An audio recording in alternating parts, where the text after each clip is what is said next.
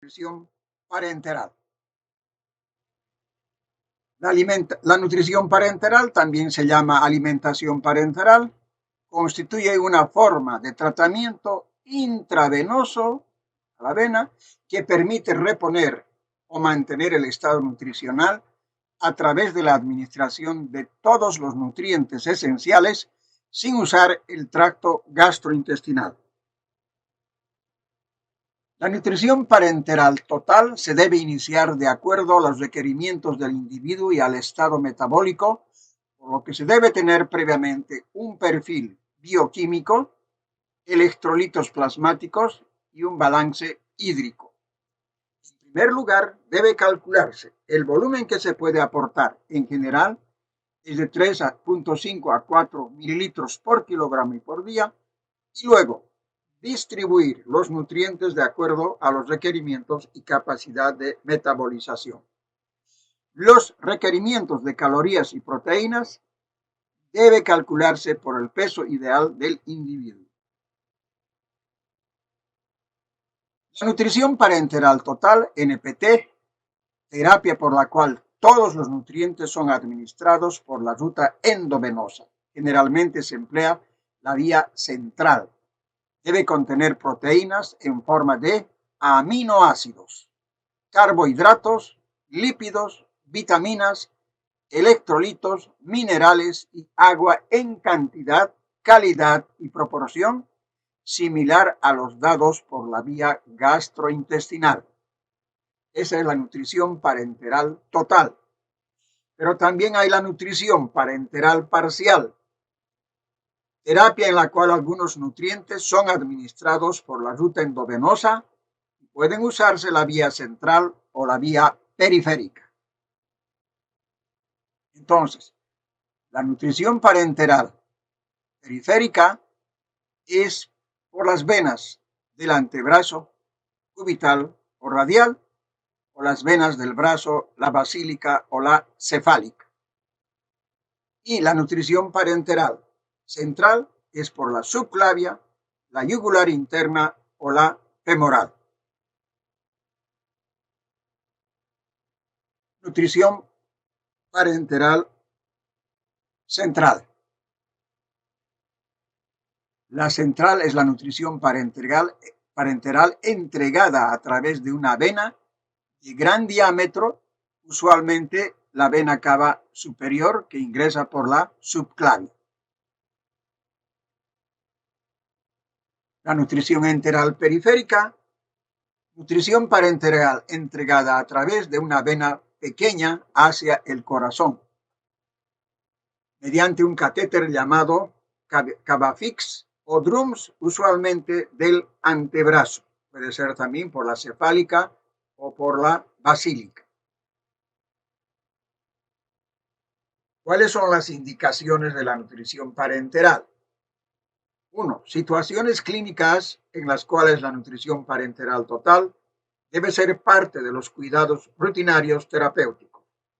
Pacientes incapaces de absorber nutrientes a través del tracto gastrointestinal, por ejemplo, resección masiva del intestino delgado, más del 90%, enfermedades del intestino delgado, enteritis por radiación, diarrea severa o vómitos intratables.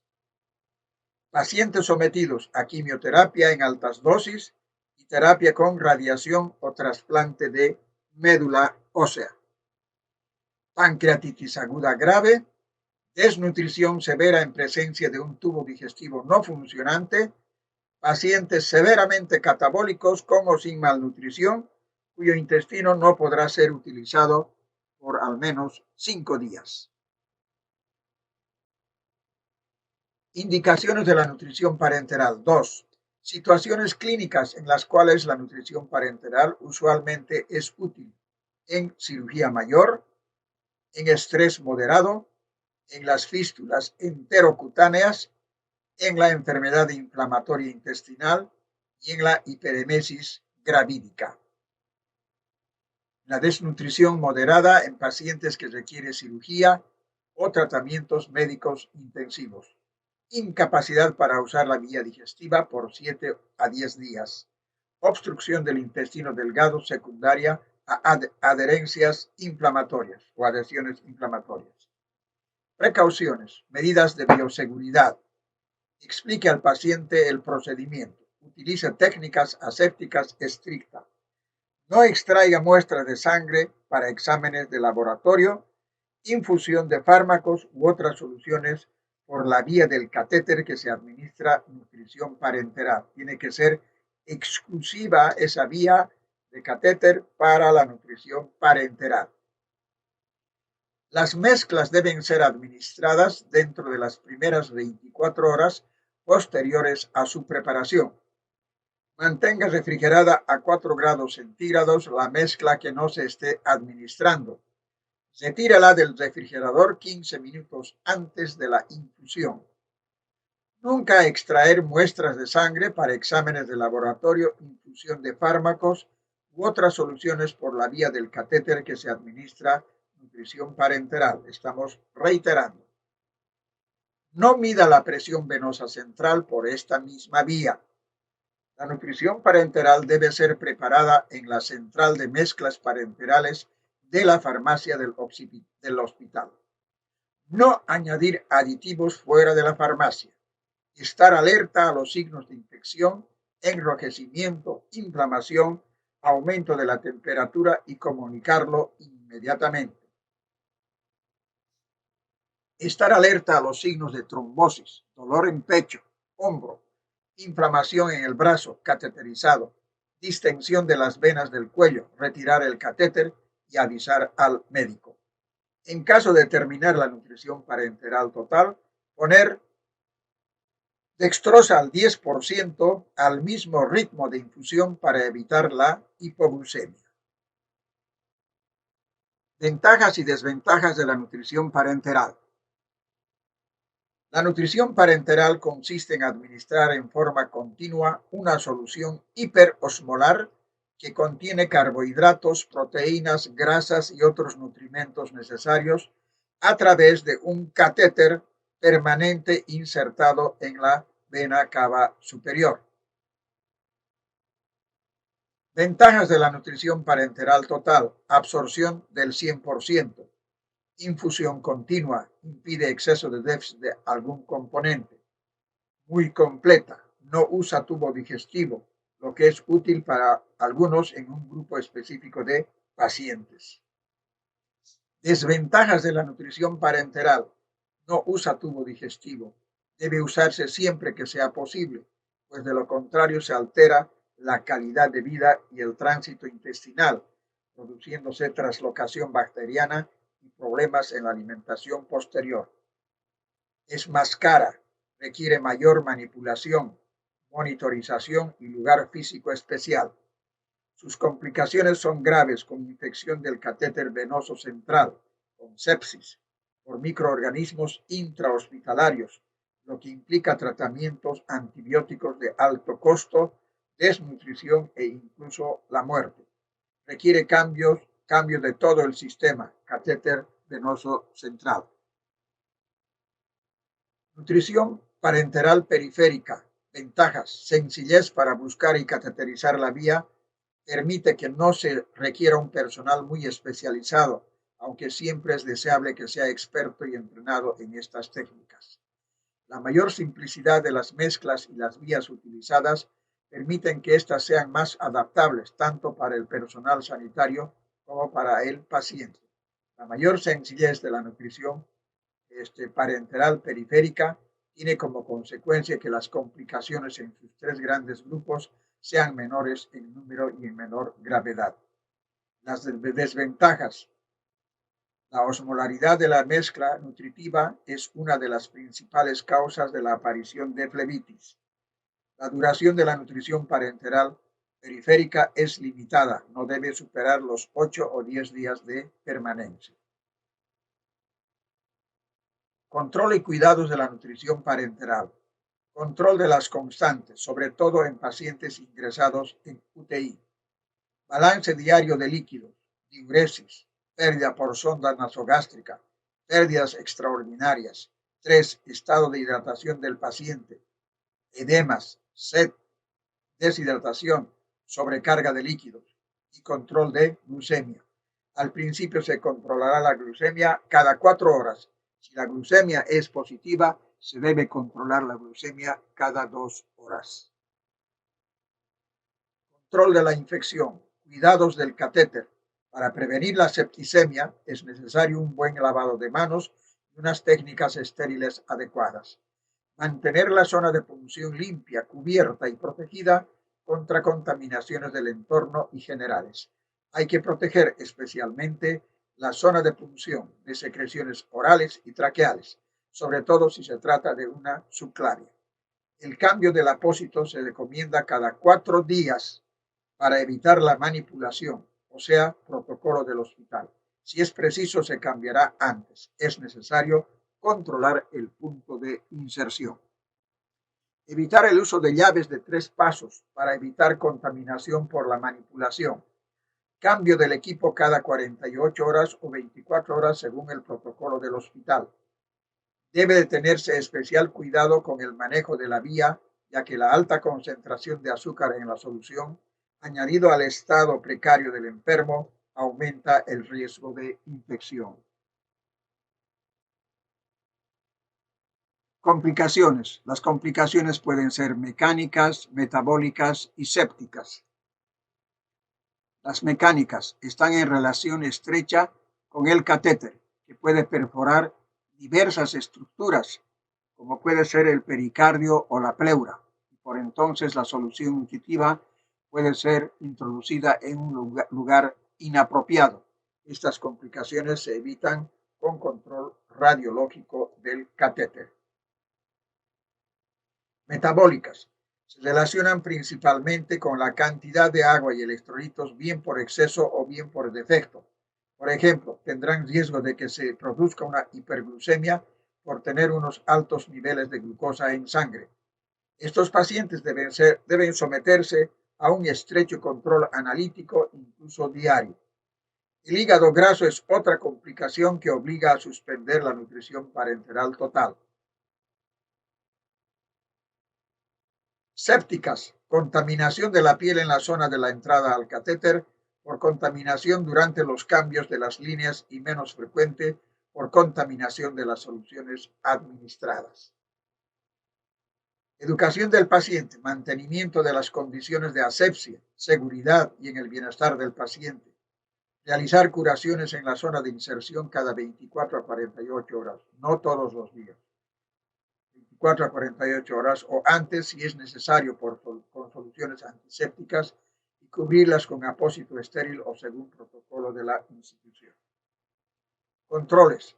Toma de laboratorios clínicos según orden médica, glucemia, electrolitos, pruebas de función renal, pruebas de función hepática, gases arteriales, control de líquidos administrados y eliminados, administración de heparina, 100 unidades por mililitro según protocolo.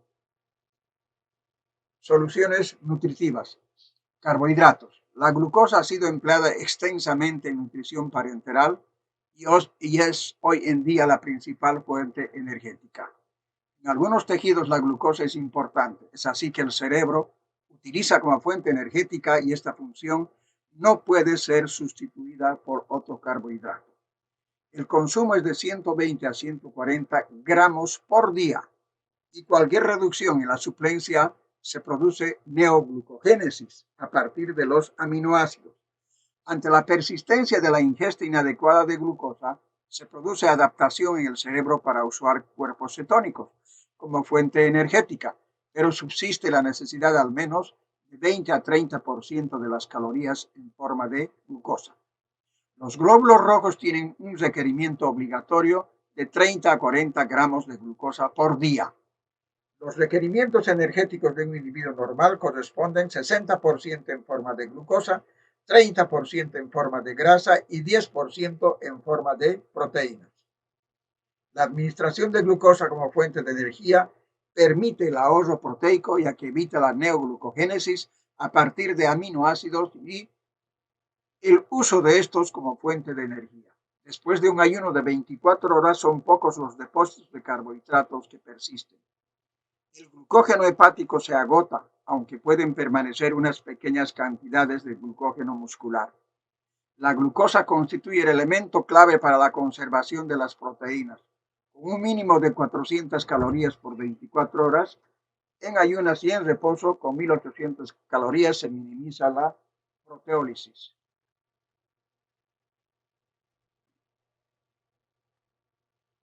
Muy bien, vamos a continuar.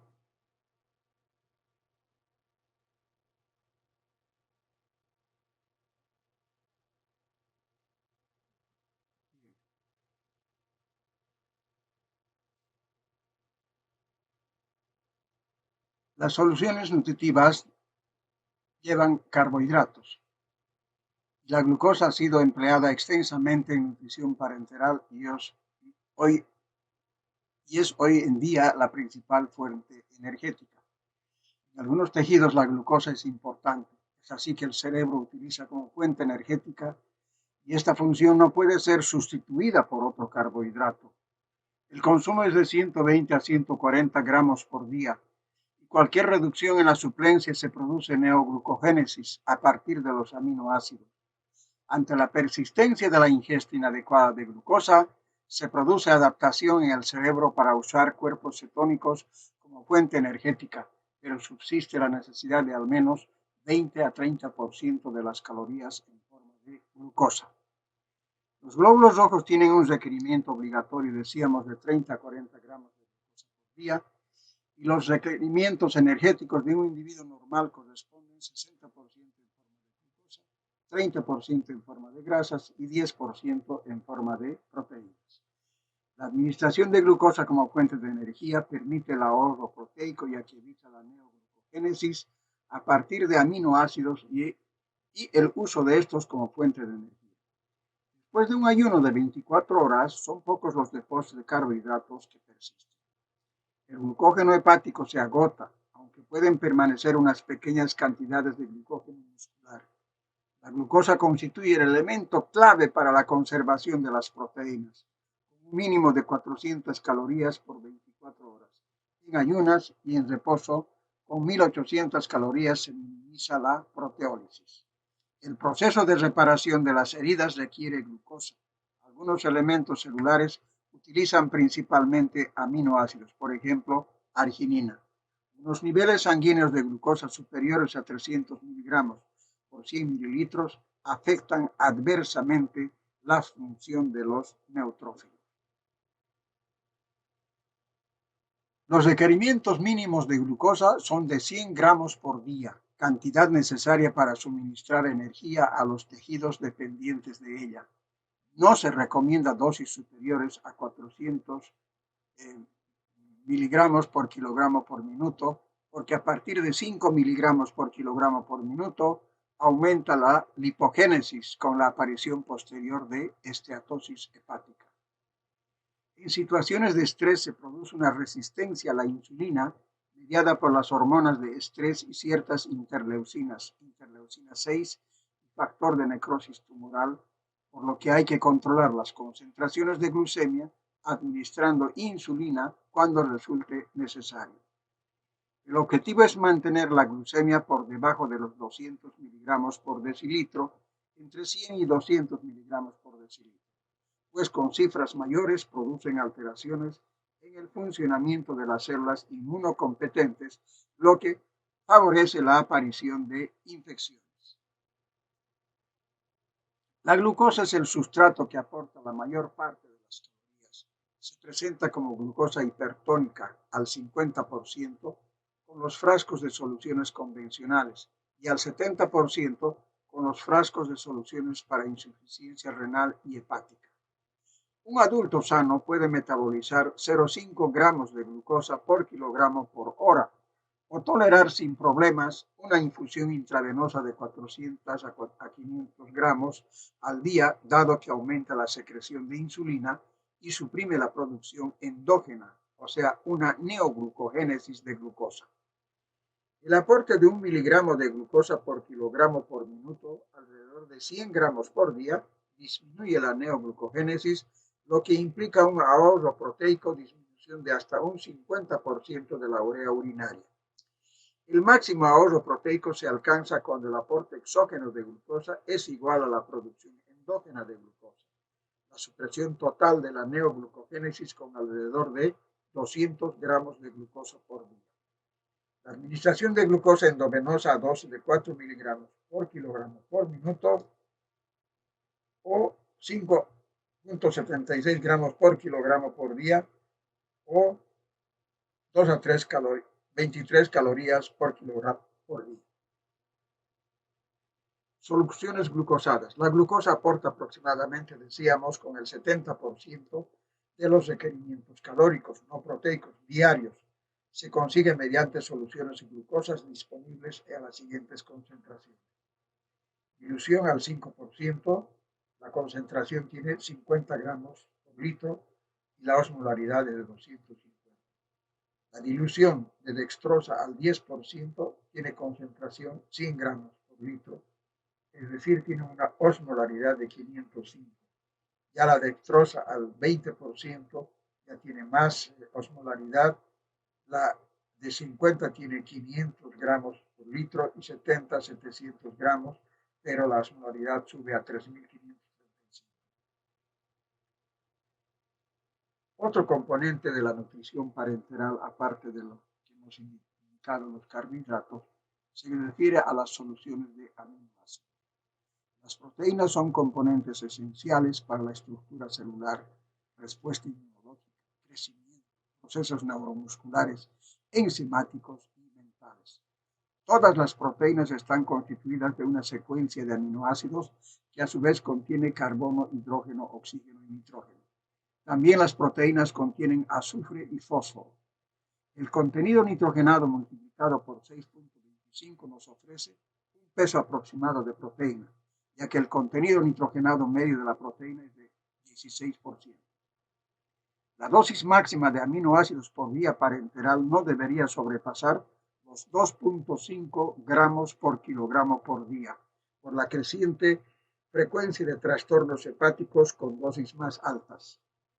Las soluciones de proteínas actualmente disponibles en el comercio están preparadas a base de aminoácidos L, obtenidos por síntesis, aminoácidos cristalizados.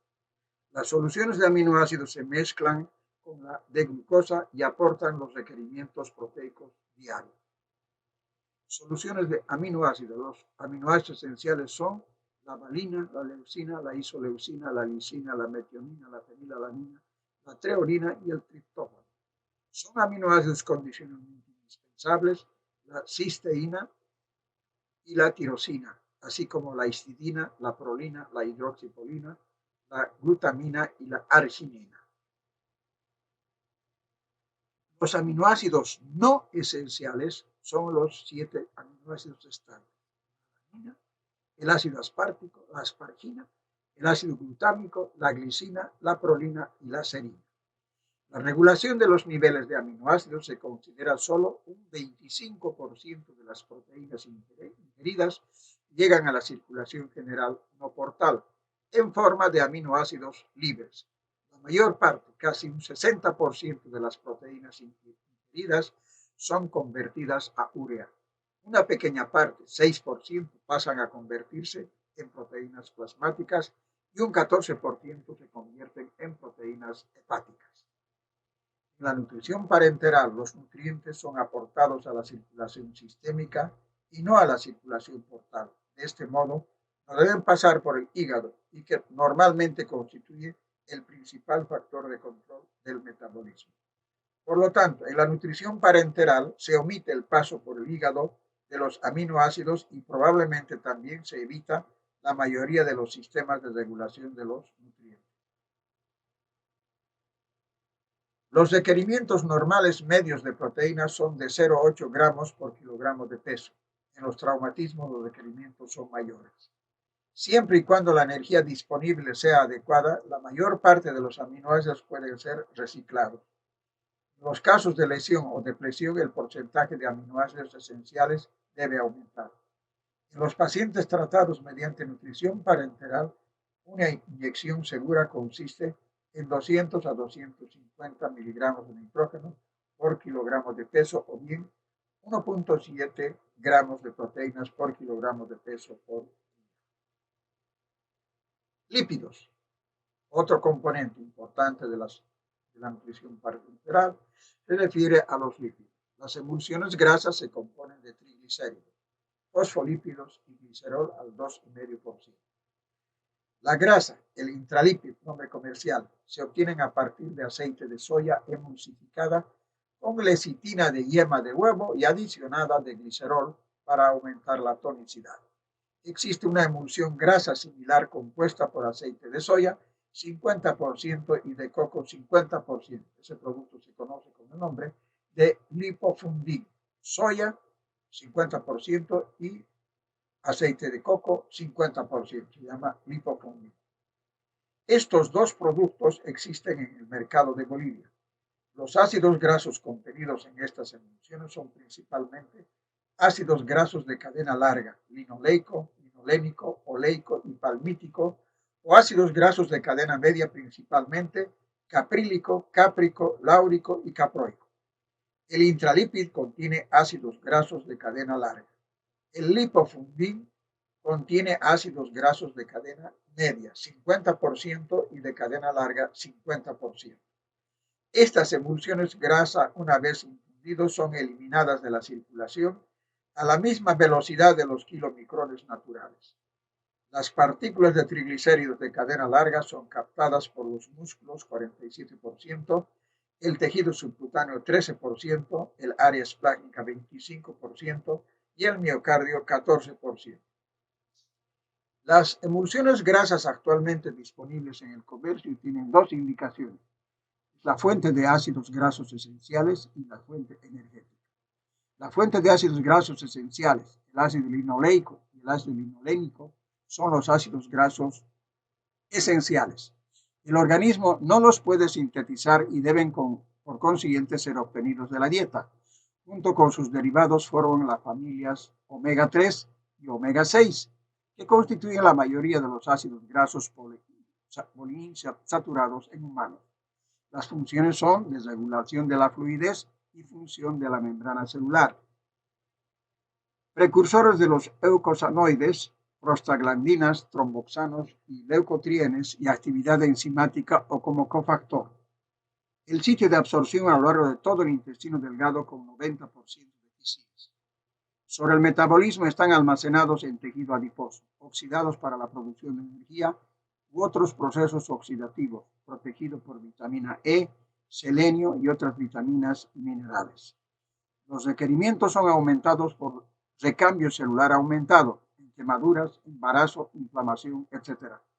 Los requerimientos diarios de ácidos grasos esenciales no está bien establecido. Se sugiere que 5 a 10% de las calorías sea provista como ácidos grasos poliinsaturados, ácido linoleico, ácido linolénico y sus derivados, con una relación de omega 3, omega 6 de 10 a 1 hasta de 2 a 1.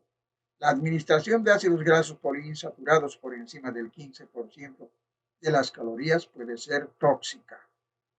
Las consideraciones son válidas para la vía oral o parenteral.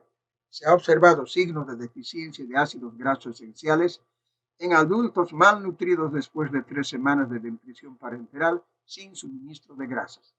Se hallan disponibles en concentraciones de 10 y 20% que son isotónicas. Estas emulsiones proporcionan 10 kilogramos por caloría. La administración de grasa puede alcanzar los 2 a 3 gramos por kilogramo sin que aparezcan efectos tóxicos. Las emulsiones lipídicas son utilizadas en nutrición parenteral como parte de la oferta calórica diaria y o como fuente de ácidos grasos esenciales. Tienen la ventaja de tener elevado valor calórico. 1 gramo igual a 9 kilocalorías en pequeño volumen. Son isoosmolares, lo que permite su administración en venas periféricas. Fuente energética. En forma ideal, las grasas deben formar parte del soporte energético del organismo. Habitualmente se presentan entre 20 a 30% de las calorías, los carbohidratos un 60% y las proteínas un 15%. Algunos investigadores defienden la necesidad de unos niveles más altos, especialmente en la sepsis. Así se recomienda que en estos pacientes se aumente el porcentaje tradicional de 20% a 30% de oferta calórica sobre la forma de grasa sea aumentada para 50%, o sea, 0,5 a 1 gramo por kilogramo por día. La composición de las emulsiones de grasa utilizadas actualmente son el intralipid y el lipofundin. Aceite de soya hay de 100 gramos, representa 10%, 200 gramos, 20%, y el lipofundin también el 10 y al 20%. El emulsificador es la lecitina de huevo purificado y los fosfátidos de soya fraccionada, 12 gramos ambos. El lipofundin tiene 7,5 gramos en el 10% y 15 gramos en el 20%. El glicerol diluido y el xilitol. Glicerol diluido en el intralipid 25 gramos y el xilitol en el lipofundin 50 gramos por 10%. Modo de empleo. Las emulsiones de lípidos pueden administrarse por vía periférica por su baja osmolaridad o por vía central. Se administran solas o en combinación con aminoácidos y dextrosa en las llamadas mezclas de 3 en 1. Las dosis sugeridas de lípidos son de 1 a 2 gramos por kilogramo por día, pero en los pacientes severamente injuriados se recomienda no utilizar más de 1 gramo por kilogramo por día para disminuir el riesgo de complicaciones. Las emulsiones al 10% aportan 1,1 kilocalorías por mililitro y las de 20% proveen 2 kilocalorías por mililitro. Cuando se administran lípidos en forma individual asociado con bolsas de 2 en 1, la infusión de cada frasco no debe durar más de 12 horas por el riesgo de contaminación bacteriana de la emulsión, ni menos de 6 horas para evitar complicaciones por exceso de lípidos. Si se administran mezclados en una bolsa de AP sistema de 3 en 1, se puede infundir durante 24 horas, lo que facilita su metabolismo, sobre todo en los pacientes gravemente lesionados.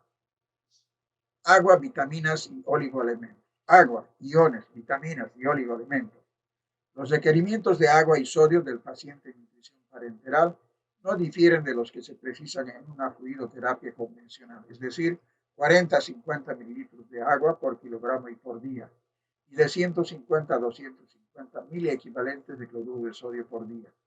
El potasio y fosfato son incorporados rápidamente a la masa celular corporal, que se expande a un ritmo de 50 a 100 miligramos por día en pacientes que se hallan en la fase anabólica. La administración de estos iones es obligada porque la disminución de su concentración plasmática puede acarrear complicaciones graves. Los requerimientos de potasio son de aproximadamente de 5 a 7 miligramos miliequivalentes por gramo de nitrógeno, de unos 20 a 30 milimoles por día para el fosfato. La adición de calcio es opcional por existir una gran reserva esquelética. El magnesio se debe administrar de forma rutinaria, especialmente en casos de diarreas crónicas y pérdidas gastrointestinales por fístula de alto débito, a razón de 15 miliequivalentes por día, que sería el aporte basal. Multivitamínicos. Los preparados multivitamínicos para administración intravenosa carecen de vitamina K y de ácido fólico. Estos déficits son los más frecuentes en nutrición parenteral. Ambos se deben dar por vía intramuscular. La prevención del déficit de ácido fólico se realiza mediante la administración como mínimo de 5 miligramos cada semana. El resto de las vitaminas hidrosolubles y liposolubles se puede añadir a cualquiera de las soluciones que integran la nutrición parenteral. Oligoelementos. Los oligoelementos de administración obligada en nutrición parenteral de duración superior a 2 a 3 semanas son el zinc, dosis recomendada 2,5 a 4 miligramos por día, más 2 miligramos en hipercatabolismo digestivo. Dosis sugerida en pacientes críticos, 5 miligramos por día y 10 a 15 miligramos con fístula, diarrea u ostomías. Cobre, 0,5 a 1,5 miligramos por día. Cromo, 10 a 15 microgramos por día. Selenio, 30 a 120 microgramos por día. Manganeso, 0,15 a 0,8 miligramos por día. Y molibdeno, 100 a 200 microgramos por día. Minerales. El zinc es importante para la síntesis proteica, para la cicatrización de las heridas y la función inmunológica. Los pacientes hipercatabólicos tienen una elevada pérdida de zinc con la orina. Otra vía importante de pérdida es por los fluidos digestivos, 10 a 17 miligramos por litro o kilogramo de líquido de ileostomía o diarrea. La deficiencia de zinc se caracteriza por la aparición de una erupción pustulosa perioral, oscurecimiento de los surcos cutáneos y neuritis. La administración de cobre se puede iniciar a partir de la segunda o tercera semana de nutrición parenteral. Participa en la eritropoiesis, en la leucopoiesis y en la síntesis de mielina y en la inmunidad. El cobre. Esta deficiencia se caracteriza por la aparición de anemia microcítica, osteoporosis, degeneración del sistema nervioso central y despigmentación. La administración de cromo es necesaria para la utilización adecuada de la glucosa. La deficiencia de cromo se manifiesta mediante la aparición de un estado diabético súbito, con difícil control de la glucemia y asociado a neuropatía periférica y encefalopatía. Favorece la acción de insulina a nivel periférico. Se lo ha implicado en el metabolismo de lipoproteínas y síntesis proteica. El hierro participa en la eritropoiesis, transporte de oxígeno, transporte de electrones, formación de DNA y defensa del huésped. La deficiencia produce anemia microcítica, susceptibilidad aumentada de la infección, reducidos recuentos de linfocitos y actividad bactericida impedida. Selenio proviene de la degeneración, previene mejor la degeneración del páncreas. Forma parte del glutatión peroxidasa, enzima esencial en el control de las reacciones inducidas por radicales libres. Esta enzima tiene capacidad de destruir la peroxidasa, lo cual protege contra el daño de los peróxidos producidos cuando los lípidos son oxidados. Actúa sinérgicamente con vitamina C y con vitamina E como antioxidante. La administración de manganeso estimula la síntesis hepática de colesterol y ácidos grasos, influencia en la síntesis de glucopolisacáridos. El molibdeno participa en el metabolismo del ácido úrico. Las deficiencias nutricionales producen cambios mentales que progresan a coma, taquicardia, taquipnea, elevación en orina del compuesto xantina. Vitaminas, ya habíamos indicado que las vitaminas en la nutrición parenteral son necesarias para mantener las funciones metabólicas, la reproducción celular, la reparación tisular y la respuesta inmunológica. Algunas patologías presentan depresión de los depósitos de ciertas vitaminas. La A, la B6 y folatos en la desnutrición. B1, B2, B6 en el alcoholismo y la vitamina C en los injuriados graves. La evaluación nutricional de los pacientes desnutridos siempre son considerados de mucho riesgo. Es muy perceptible el aumento de morbilidad y mortalidad postoperatoria. En los últimos estudios se comprobaron una evaluación de cerca de 20% de muertes postoperatorias. De la misma forma se constata la caída acentuada de la inmunidad, el crecimiento de los índices de infección, septicemia, abscesos, dehiscencia de suturas, anastomosis. Causas de la desnutrición en el paciente quirúrgico: disminución de la ingesta alimentaria, lesiones obstructivas, cáncer de esófago, anorexia emocional, alcoholismo, senilidad, enfermedades conjuntivas en las neoplasias, en las infecciones crónicas, los estados hipermetabólicos como las quemaduras, la fiebre, el hipertiroidismo y los disturbios de absorción, síndrome de mala absorción, resección amplia, síndrome de asa corta y pancreatitis crónica.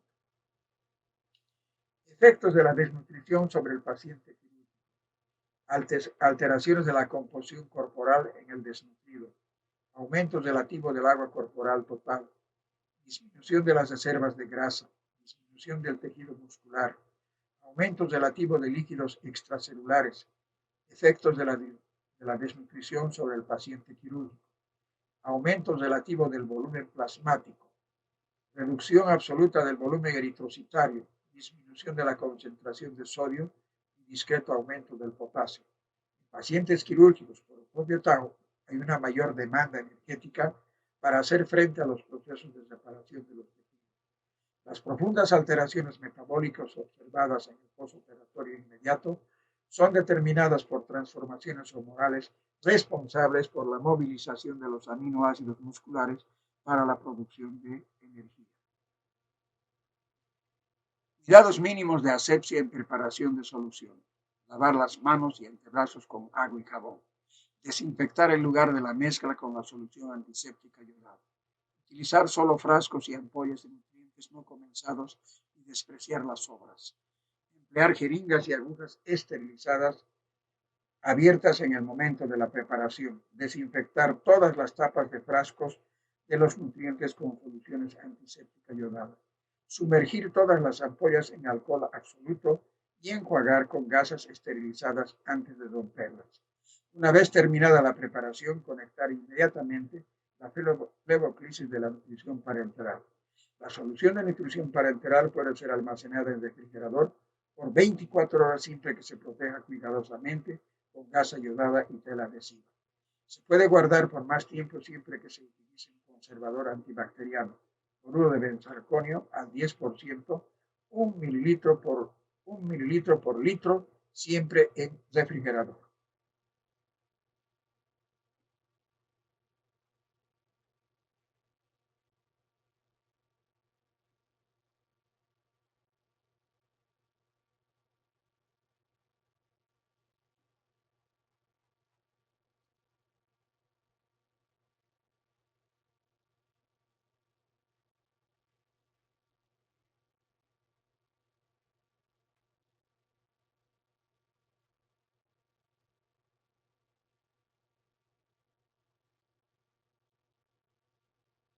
Muy bien.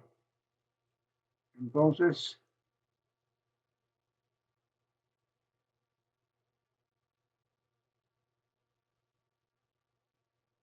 ¿cómo es entonces, resumimos la rutina de la alimentación parenteral?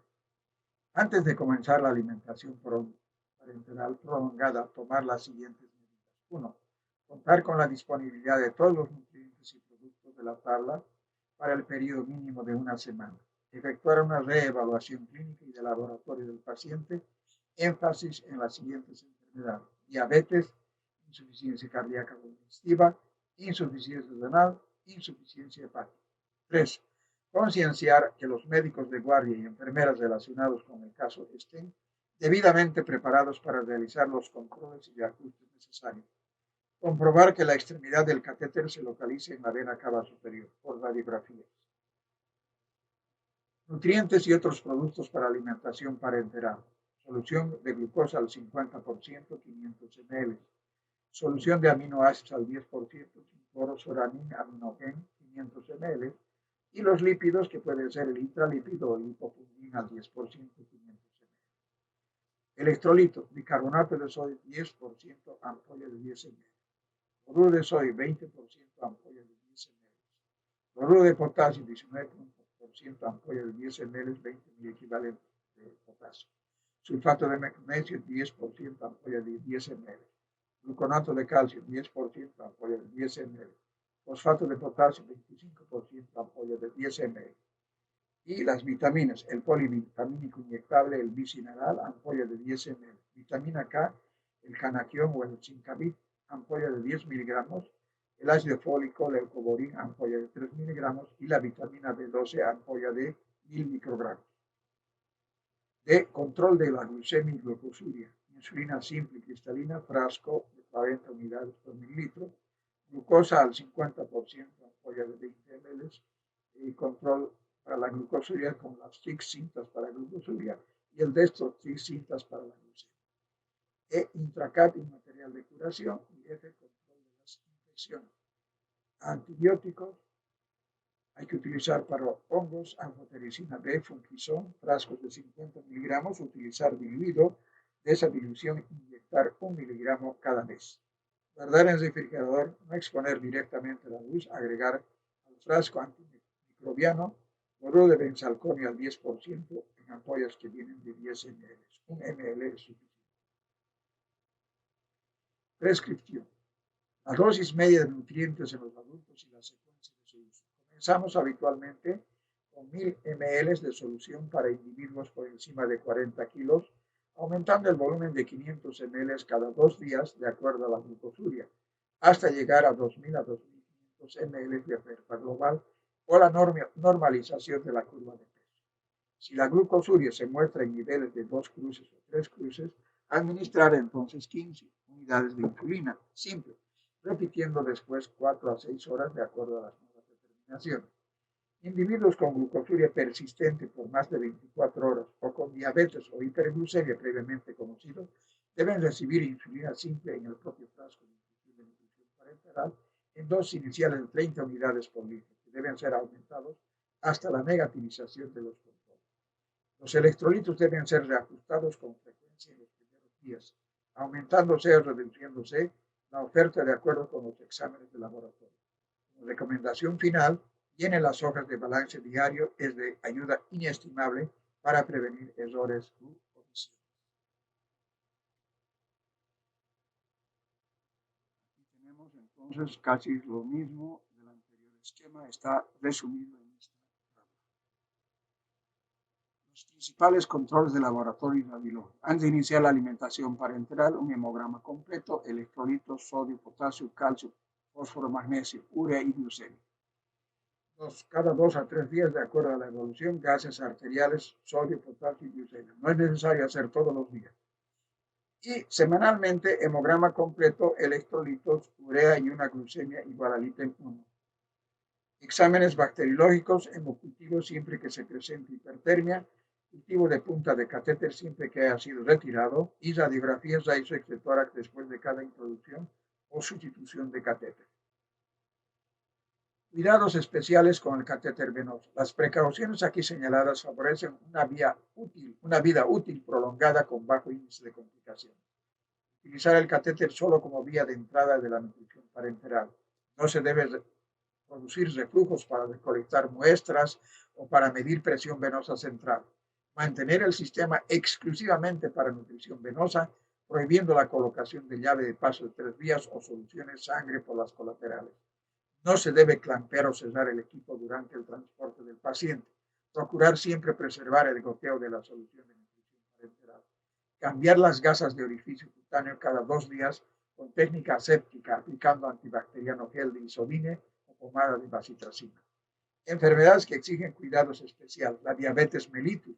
Anteriormente señalamos 30 unidades internacionales de insulina simple. Para los casos de diabetes aumentamos a 60 unidades de insulina por litro de fórmula básica de nutrición parenteral, tomando en cuenta la posibilidad tanto de la hiperglucemia como de la hipoglucemia. Se debe controlar la glucosuria cada 4 horas, completándose con Destrostix en caso de duda. Insuficiencia cardíaca e hipertensión arterial. Estos casos pueden exigir la eliminación de la fórmula del cloruro de sodio, siendo casi siempre necesario restringir el volumen total de nutrición parenteral para apenas 1.000 a 1.200 ml por 24 horas y recurrir a los cardiotónicos, hipotensores y diuréticos siempre que estén indicados. Diabetes mellitus. Anteriormente señalamos 30 unidades de insulina simple. Para los casos de diabetes aumentamos a 60 unidades de insulina por litro de fórmula básica de nutrición parenteral, tomando en cuenta la posibilidad tanto de la hiperglucemia como de la hipoglucemia.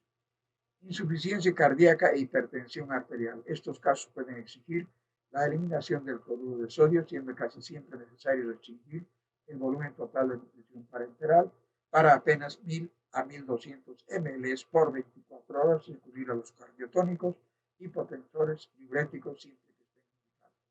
Insuficiencia renal aguda. Se cuenta con una fórmula para insuficiencia renal aguda. Remarcamos la necesidad de aumentar insulina, ya que estos enfermos presentan mayor intolerancia a la glucosa, así como la importancia de un balance hidrocolítico absolutamente riguroso, sobre todo la forma anúrica. Para los casos de insuficiencia renal aguda, los aminoácidos esenciales son solo al 5.2%, la glucosa al 70%, el bicineral inyectable, la insulina simple, los electrolitos opcional, el bicarbonato de sodio, el sulfato de magnesia, el fosfato de potasio. Todas las dosis están ahí. La interrupción de la nutrición parenteral. Esto es muy importante. Se trata de una tarea más simple que la introducción de esta terapéutica. En situaciones electivas podemos bajar la oferta de manera gradual, en un plazo de 2 a 3 días, al mismo tiempo que ofrecemos dietas orales progresivamente más consistentes.